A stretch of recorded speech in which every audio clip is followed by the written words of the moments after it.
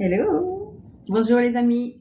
Je vous ai promis une petite capsule, j'ai essayé de faire court en fait. Je voudrais faire des petites capsules rapides pour parler de concepts un peu spot, euh, avec toujours la même idée, c'est de changer de paradigme et de passer de la 3D à la 5D et d'utiliser cette incroyable opportunité, au sens de crise, qui nous est offerte pour voir certaines choses, pour les remettre en question, pour mieux se connaître et pour comprendre en fait ce qui est en train de se jouer. Alors comment on va se sortir de là?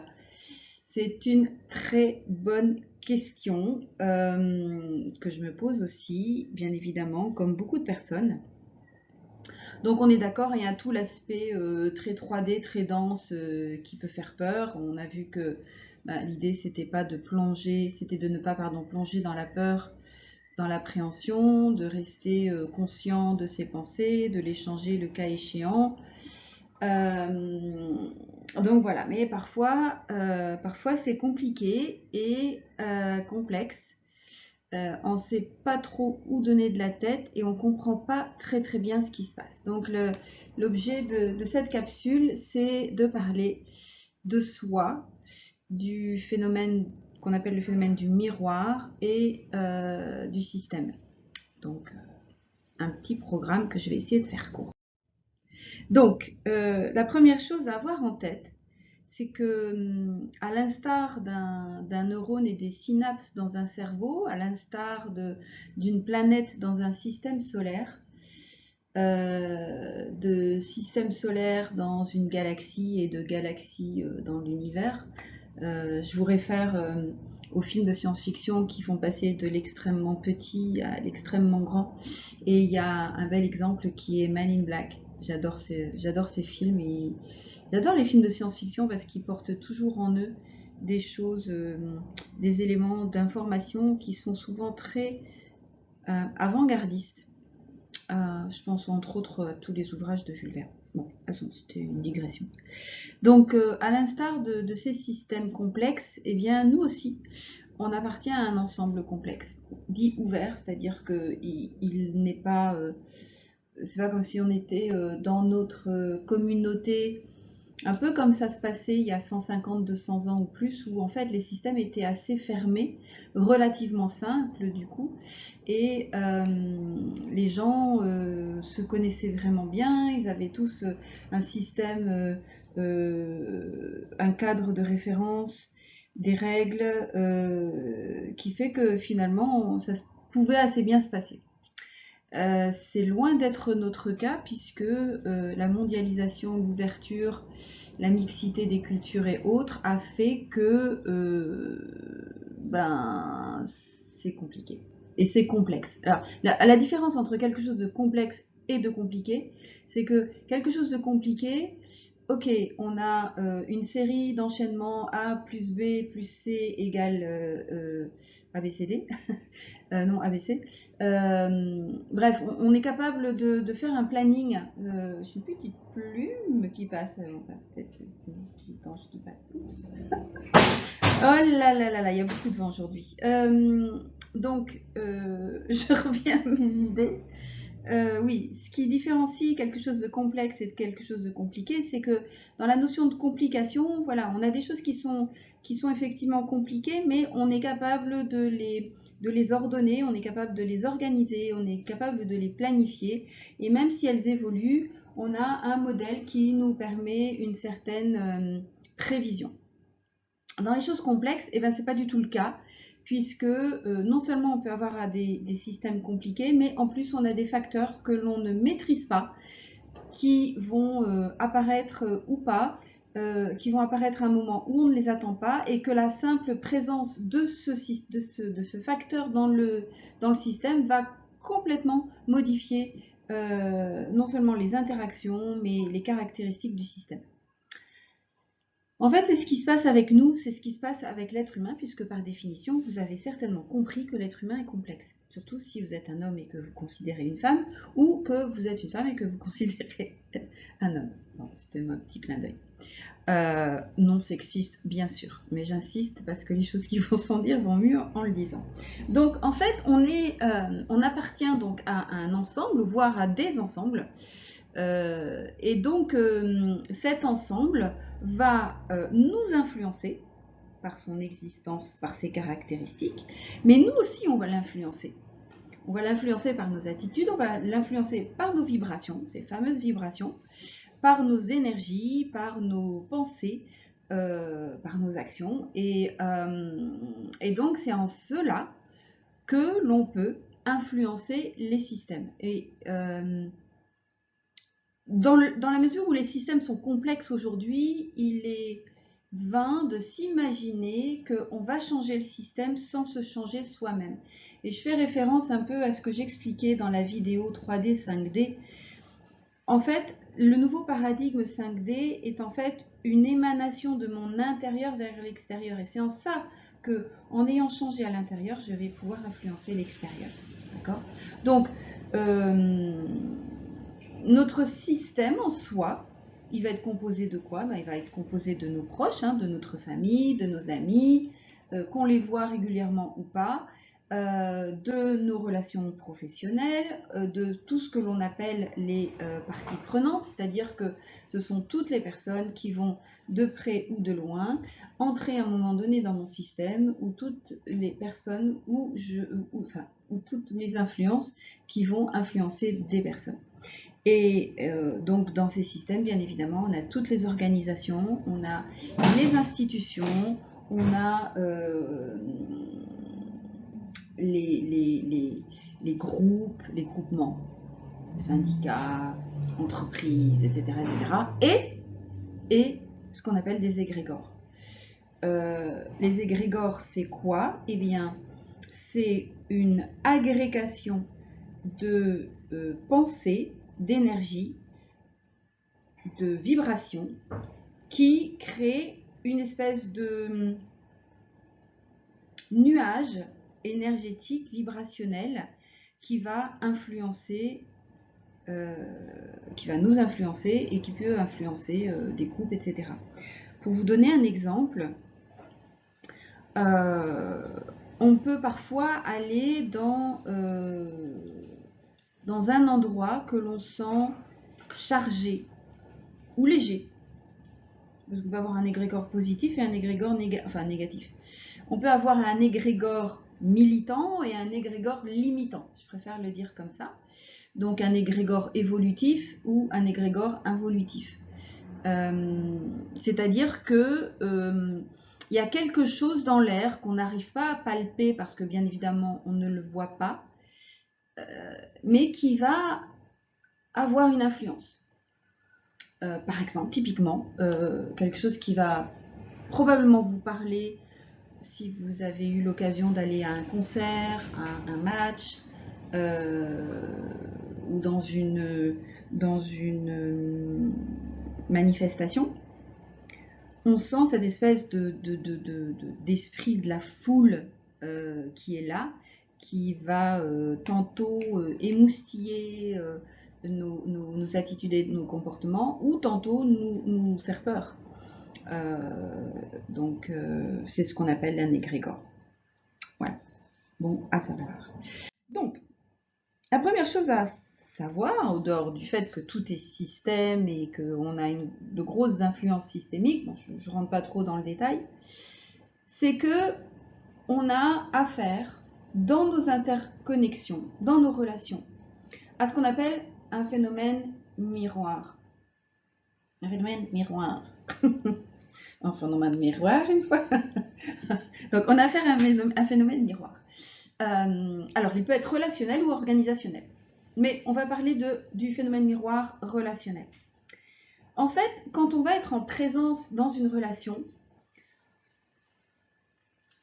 cette relation est composée de mon système personnel, du système personnel de l'autre et du système relationnel. C'est pour ça que souvent on dit que 1 plus 1 dans une relation égale 3, puisque la relation est la troisième composante et qu'elle va avoir une existence à part entière sur les deux protagonistes.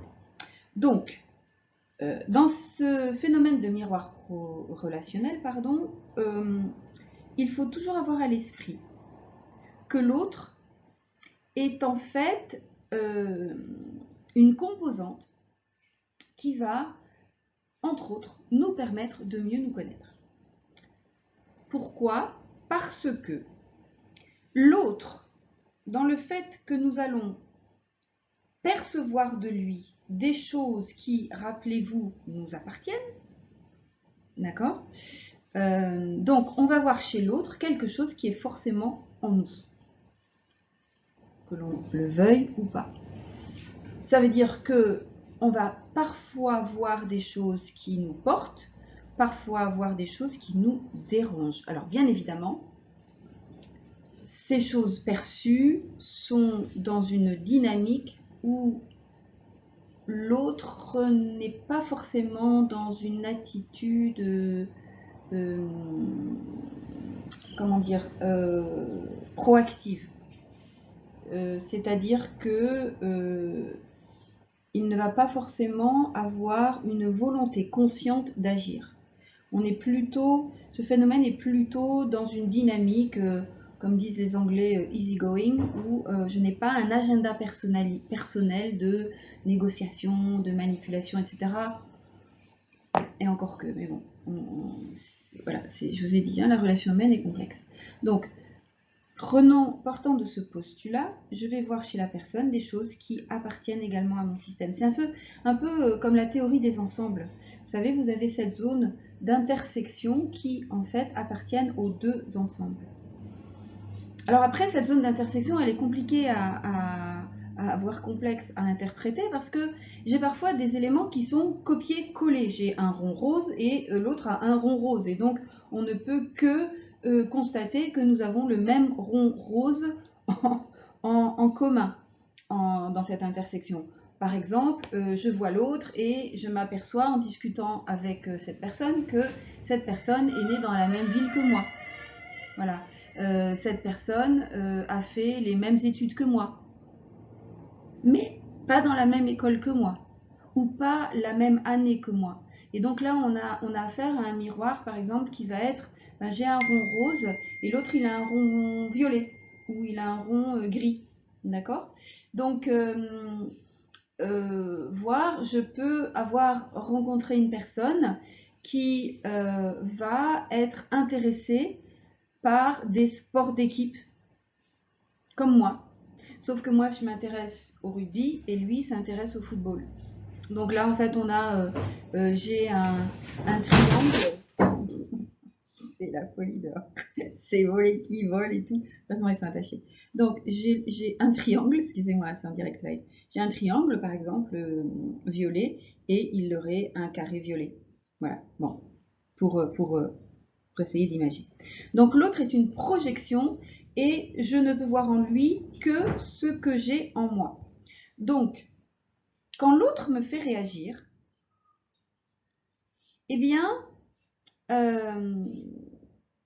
je vais chercher, alors, à pas rentrer dans le drame relationnel, d'accord? Et c'est pour ça que c'est très important de se connaître et de connaître les montées émotionnelles que je ressens. Donc, est-ce que je ressens de la peine?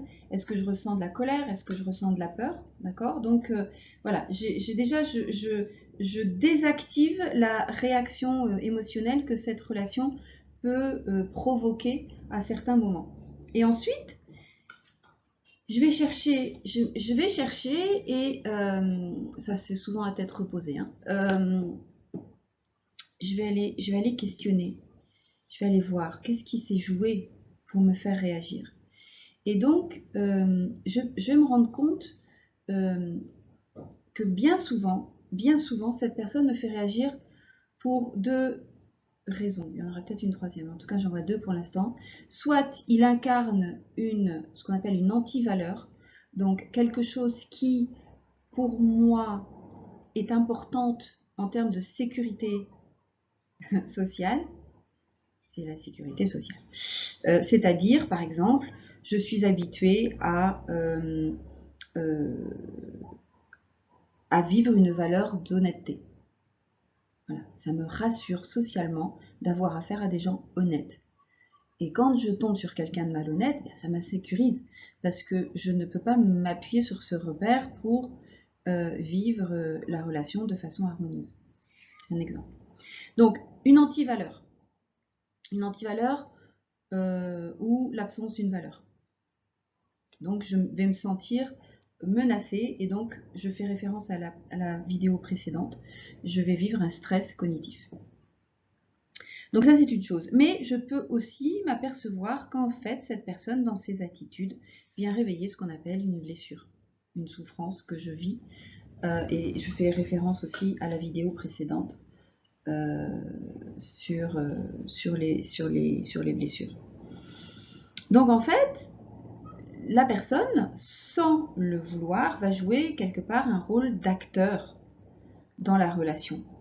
Et l'autre me permet de ce fait de faire un espèce de bilan, une évaluation, pour comprendre où j'en suis par rapport à cette blessure.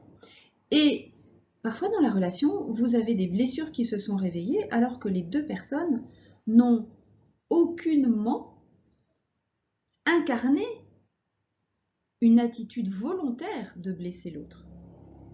Juste, elles vont puiser dans un égrégore et elles vont incarner des comportements et des attitudes qui font référence dans le système de l'autre à des blessures passées, conscientisées ou pas. C'est ça qui est un petit peu complexe aussi, c'est que parfois, quand je ne comprends pas la nature de la relation humaine, ben non, de la relation humaine, ça suffit, ou dans la nature des relations humaines. J'ai un peu la déconne aujourd'hui, excusez-moi. Donc, quand je ne comprends pas ce qui se joue dans cette systémie relationnelle, et ben du coup, je me sens piégée et j'ai tendance à dire quoi? Ben attends, toi, t'es un espèce de crétin ou toi, t'es une espèce de crétine. Tu me fais du mal, donc ben salut, adieu. Okay. Alors que la personne, elle n'avait pas du tout l'intention ni de le faire, ni la conscience que c'était quelque chose qui pouvait appartenir à votre passif émotionnel. Donc, c'est toujours intéressant de faire un pas de côté et de considérer dans la relation ce qui va m'appartenir, en faisant fi des raisons pour lesquelles la personne a agi de la sorte. Alors, je tiens à faire un bémol ici présentement, c'est que il existe dans la nature humaine, malheureusement, ce que l'on appelle des pervers narcissiques. Ce sont... tiens, je vais pouvoir vous faire une petite capsule sur le sujet parce que j'en connais un bout sur le problème. Bon, bref, les pervers narcissiques sont des personnes qui, inconsciemment ou pas, vont retirer un certain plaisir, voire pour certains, quand ils sont très narcissiques, une jouissance, à vous mettre dans des situations qui vous font souffrir parce que ce sont des personnes qui se nourrissent de cette souffrance et du pouvoir qu'ils peuvent avoir sur vous de façon négative. Donc, attention à ne pas confondre avec des attitudes répétées. Hein, vous allez le reconnaître parce que ces personnes, de façon répétée, vont vous mettre à mal. Et surtout répétées quand vous travaillez sur vous. Parce que normalement, le principe et le processus de prise de conscience de ces blessures, c'est que en prenant conscience, vous apprenez à leur donner, à leur permettre de moins en moins d'influence inconsciente ou consciente sur vous. Donc petit à petit, à force de les jouer, c'est un peu comme quand vous changez votre geste au tennis ou dans un autre sport, à force de les jouer, vous les neutralisez de plus en plus. Donc, ça peut demander parfois un peu de temps, mais en tout cas, c'est quelque chose qui s'avère être vraiment très très efficace. Donc, quand vous souffrez dans une relation, évaluez si vous n'avez pas affaire à une relation toxique. Et deuxièmement, prenez la responsabilité de ce qui se joue pour que vous puissiez neutraliser cet aspect de votre, voilà, de votre formatage. Un formatage qui peut être dû à l'enfance, mais qui peut être dû, pour ceux qui y adhèrent, à des vécus karmiques, donc des vécus dans des vies antérieures, qui peuvent être pour le coup assez chocolat. Et qui peuvent du coup faire un phénomène de miroir inversé, c'est-à-dire que, ayant été par exemple très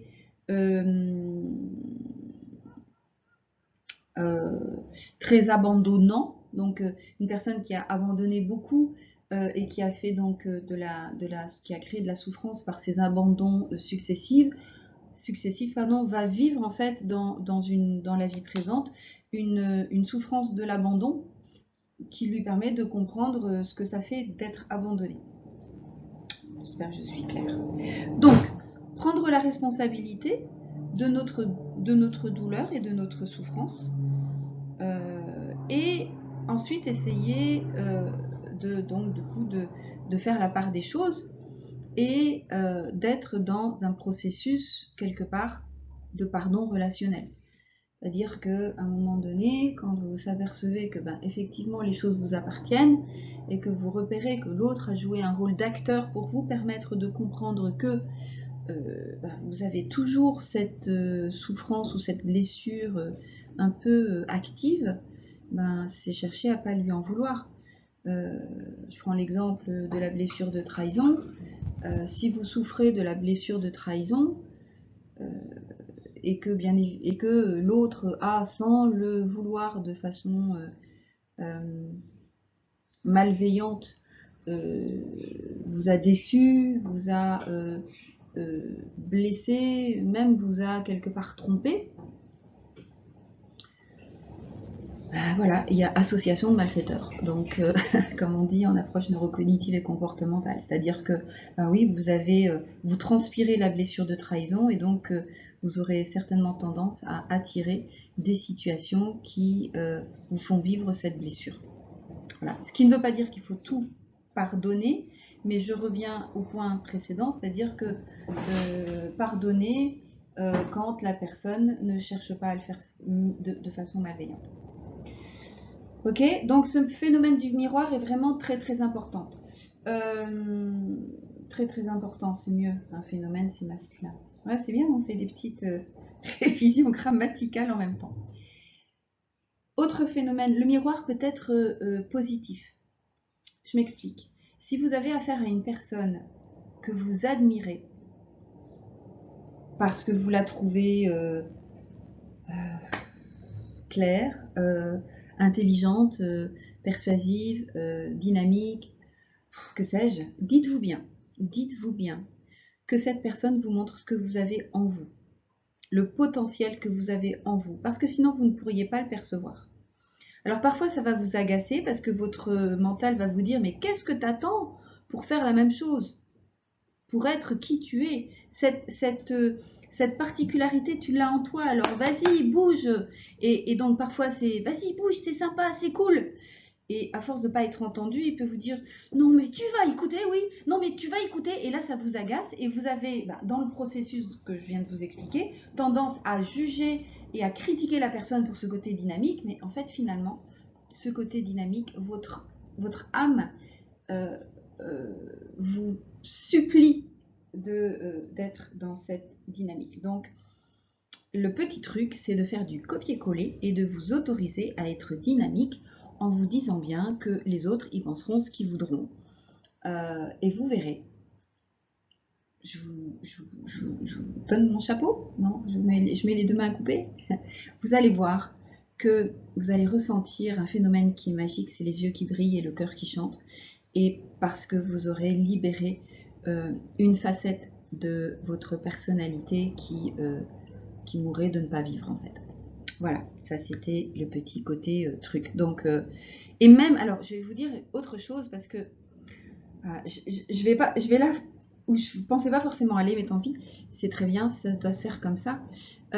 Vous pouvez prétendre être cette personne, c'est-à-dire que vous pouvez jouer cette personne et dans un premier temps, de le faire tout seul ou toute seule, chez vous, en étant dynamique, en vous autorisant à être dynamique, en disant « Ouais, moi je suis une personne super dynamique, c'est génial ». Personne ne vous voit. Bon, vous me voyez parce que je suis en train de me filmer, mais personne ne vous voit.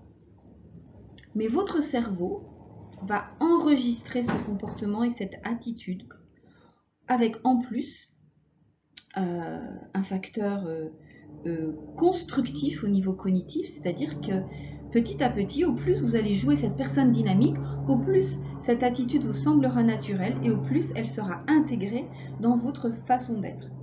Après, petit pas en extérieur, vous allez vous permettre de jouer cet aspect de vous-même. Et vous pouvez par exemple utiliser des outils comme le théâtre d'improvisation, le théâtre tout court, ou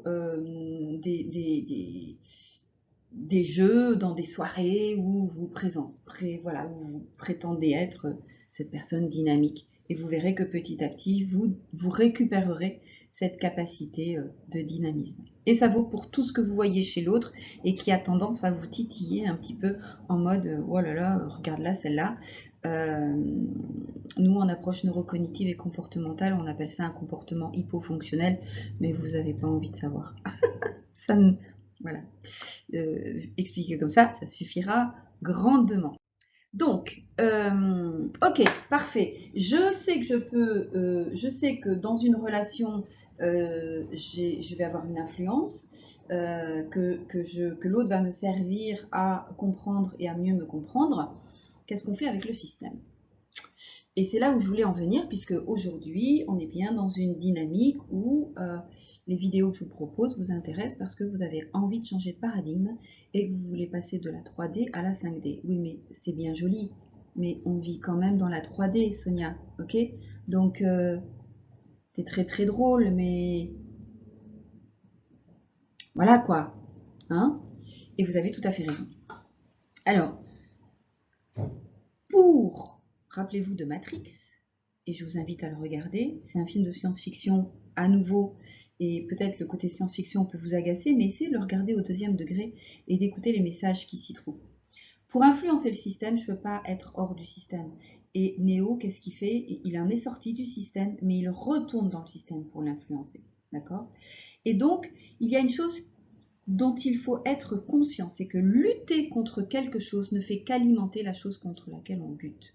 C'est-à-dire que si nous manifestons contre la guerre, finalement dans l'égrégore, l'énergie que l'on met dans cet acte, dans ce comportement, va nourrir l'égrégore de la peur. Et c'est assez déroutant de se dire mais non, je manifeste contre la guerre.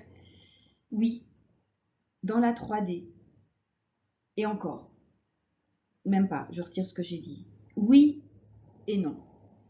Parce que votre état d'esprit ne va pas vers ce qu'il désire, mais il va contre ce qu'il ne veut plus. Je ne sais pas si vous voyez la différence.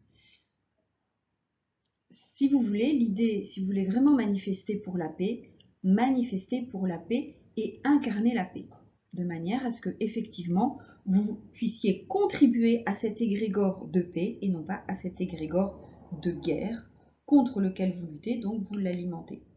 D'accord? Donc, pour influencer le système, chaque petite action contribue. C'est pour ça qu'on parle des petits colibris de lumière. Je vais vous donner un exemple.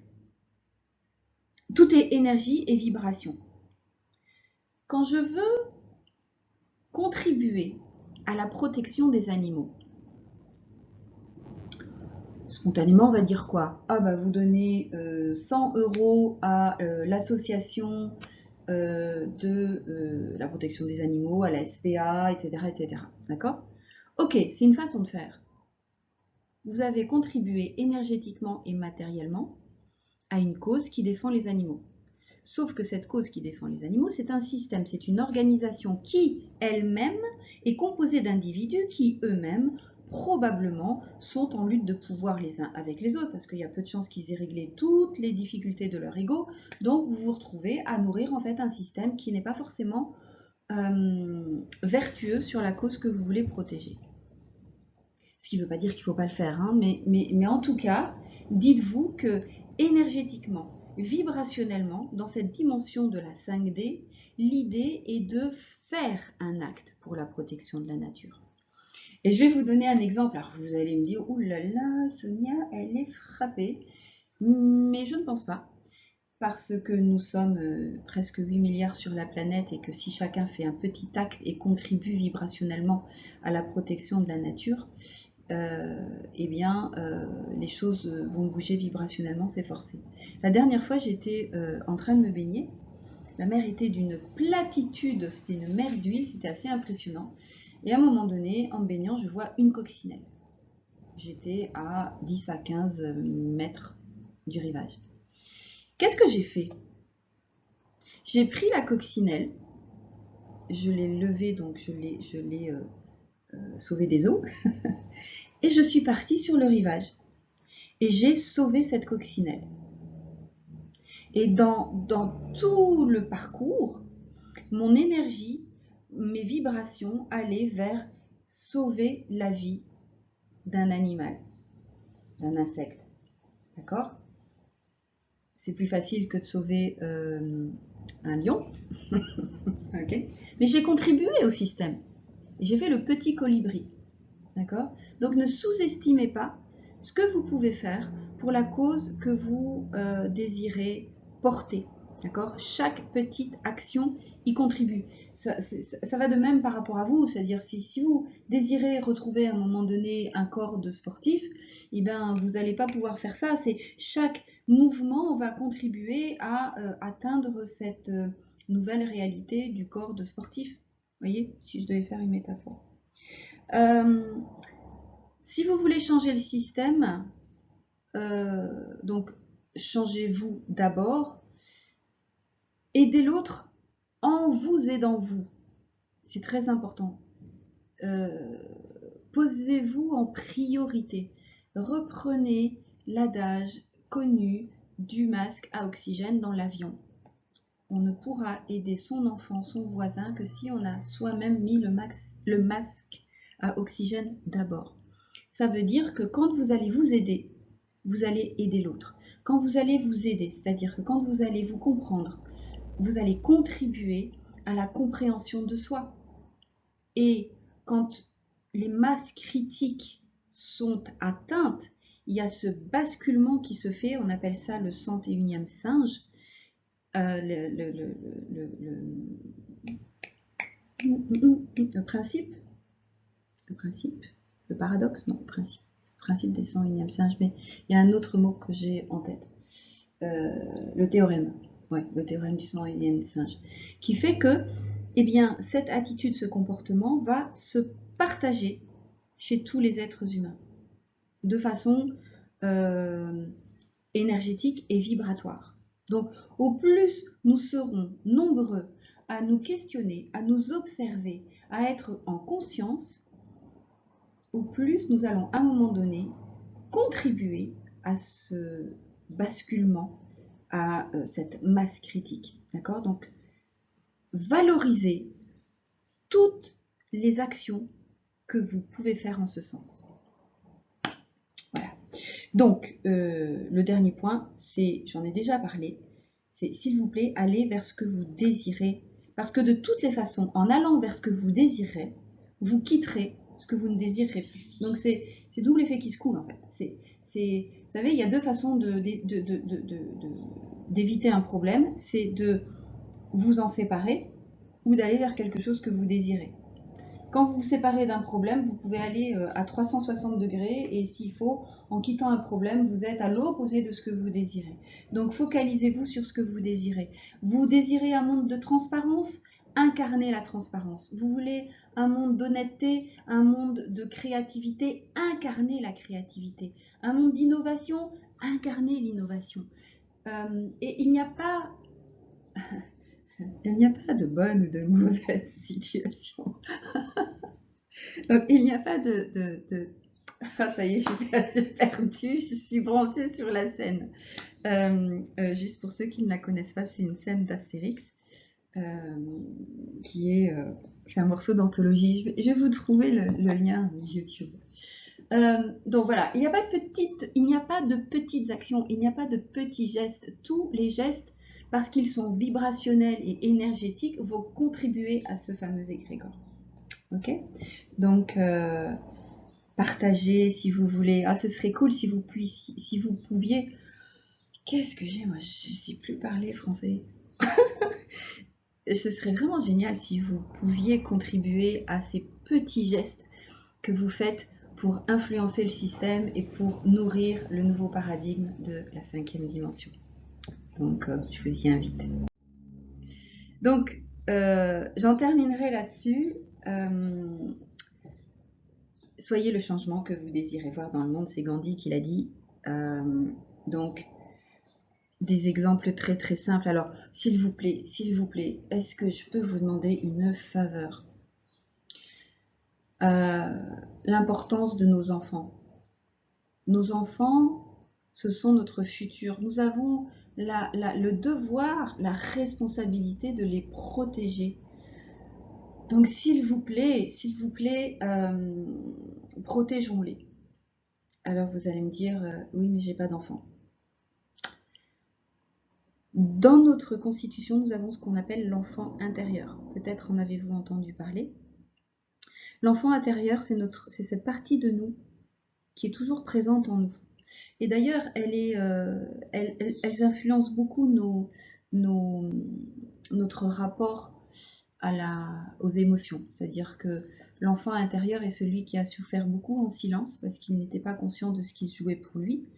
Et donc, cet enfant intérieur, au plus nous le protégerons, au plus nous le nourrirons, au plus l'égrégore de la protection des enfants sera important.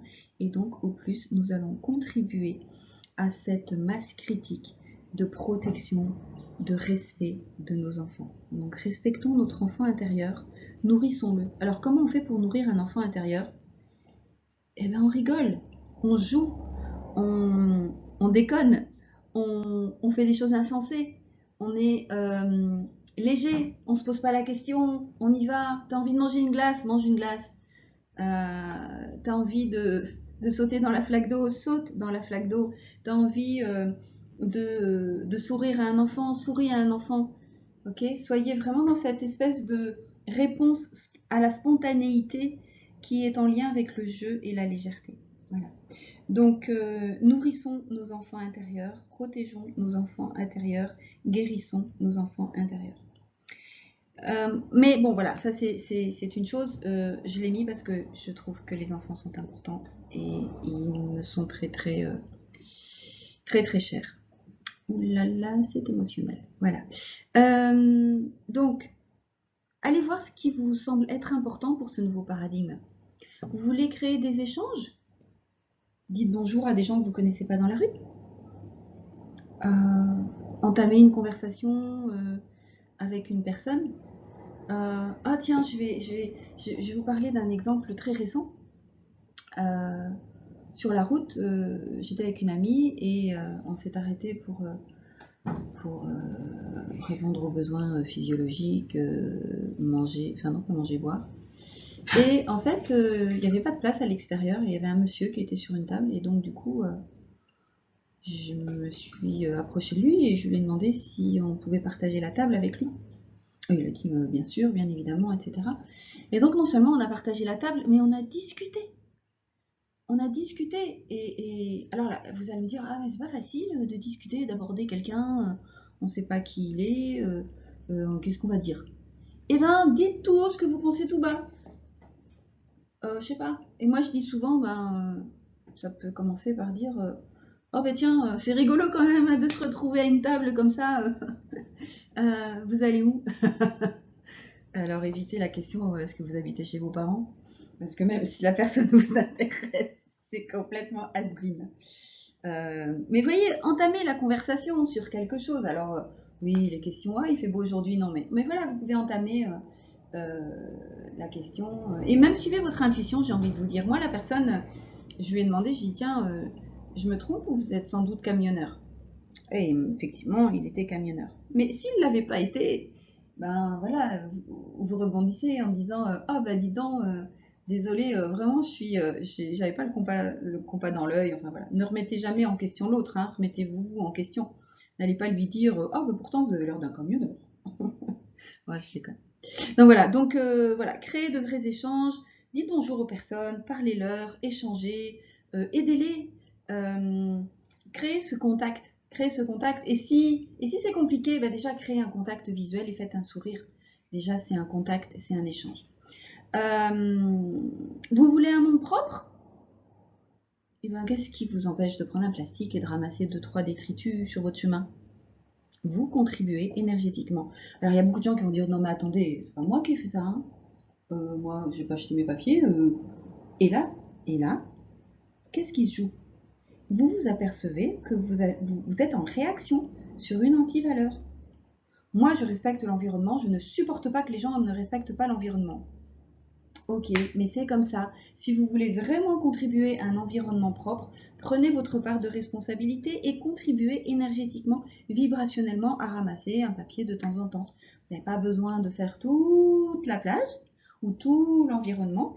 Un petit acte suffit. Un petit acte tous les jours, c'est la masse critique. D'accord? Si vous voulez de l'authenticité, payez en espèces. Qu'est-ce qui vous empêche de payer en espèces aujourd'hui? Tout le monde paye en carte et tout le monde dit ah mon Dieu, on va être pucés, ils vont nous empêcher de, etc. Mais payez en espèces. Dès maintenant, agissez pour contribuer à ce système d'échange. Payez avec des espèces locales. Il y en a plein qui existent, voyez. Donc, c'est notre responsabilité d'incarner ce changement. Sinon, oui, on va râler. Et quand on râle, eh bien, on alimente l'égrégore de ce contre quoi on lutte. D'accord? C'est super important. Voilà, vous voulez rêver d'un autre monde, eh ben, cessez de dire faut pas rêver, par exemple. Et observez aussi beaucoup vos tournures sémantiques. C'est hyper important. Je lutte contre les E. Parfois, je me prends les pieds dans le tapis. Et je lutte aussi contre les doubles négatives et je partage souvent aux personnes que je forme dans différentes matières qui sont tout en lien avec le management et les compétences relationnelles et cognitives, que en fait en France on est les champions du monde de la double négative. Oh, une petite perruche qui vient de passer. On est les champions du monde de la double négative. On ne dit pas pense à, on dit n'oublie pas de. Euh, on ne dit pas ne te méfie pas ou n'hésite pas. D'accord? N'hésite pas à m'appeler. Alors attends, là, je fais quoi là? Je t'appelle ou je t'appelle pas? Parce qu'on ne s'en rend pas compte, ce sont des tournures qui sont communes et que l'on dit sans même s'en rendre compte. Mais au final, si vous voulez que la personne vous appelle ou que la personne se sente libre de vous appeler, dites-lui. Dites-lui, appelle-moi quand tu veux, appelle-moi quand tu as besoin. D'accord? Et alors, le best-of de la journée, c'est quand quelqu'un vous dit merci. Je sais pas ce que vous en pensez, mais de rien, je trouve pas ça très, très, très. Vous voyez ce que je veux dire? Très cool, très gentil, très bienveillant. Ah, merci, hein? Ah, de rien. Vous voyez ce que je veux dire? Voilà. Bref, c'est ce qu'on appelle le langage des oiseaux aussi. C'est-à-dire qu'il y a toute une symbolique derrière les termes que l'on utilise. Voilà, donc je vais vous laisser là. Voilà, j'ai, oh là là, 43 minutes 43. Bon, merci pour le double nombre, mais quand même, je pensais être sur une capsule de 10-15 minutes. Qu'est-ce que je suis bavarde. Bon, c'est pas grave, j'espère que vous aurez enjoyed, que vous aurez apprécié ce temps de partage entre nous. En tout cas, moi, je me régale et j'adore être dans ce partage de connaissances. Je suis très très fan de Idriss. C'est pas Lahore. Oh, ça y est. Aberkan, pardon Idriss, désolé. Je connais un autre Idriss, c'est pour ça. Et ça fait ça fait une connexion entre mes neurones. Donc Idriss Aberkan qui explique que l'économie de demain sera l'économie de la connaissance parce que la connaissance est infinie, contrairement à l'économie capitaliste qui s'appuie sur des matières finies, matières premières. Voilà. Donc je vous laisse sur ces belles paroles. J'ai envie de vous dire que si vous avez besoin d'un accompagnement spécifique sur vos façons de faire, j'en serais ravie. À distance ou en présentiel bientôt, puisque je devrais aller chercher mon bateau dans les 15 jours à venir. Et donc, ce seront des accompagnements de changement de paradigme sur l'eau, avec des échanges très entre guillemets intimes, hein, parce que je prendrai deux ou quatre personnes maximum. Bon, voilà, il va falloir voir un peu comment je m'organise. En tout cas, pour ce qui est des séjours en mer avec 2 jours amarrés en mer, alors amarrés sur un corps mort, hein, on ne va pas s'amarrer n'importe où non plus. Donc voilà, j'en serais ravie,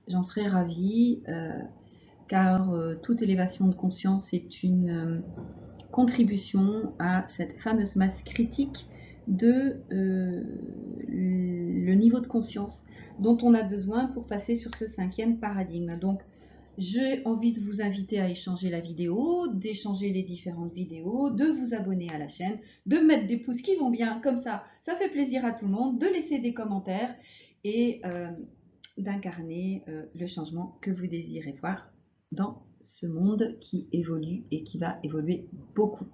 Je vous dis à très bientôt pour une nouvelle capsule sur un sujet qui me viendra comme ça. Voilà, je vous embrasse très fort. J'ai envie de vous envoyer plein d'amour. Prenez soin de vous et à très très vite. Au revoir.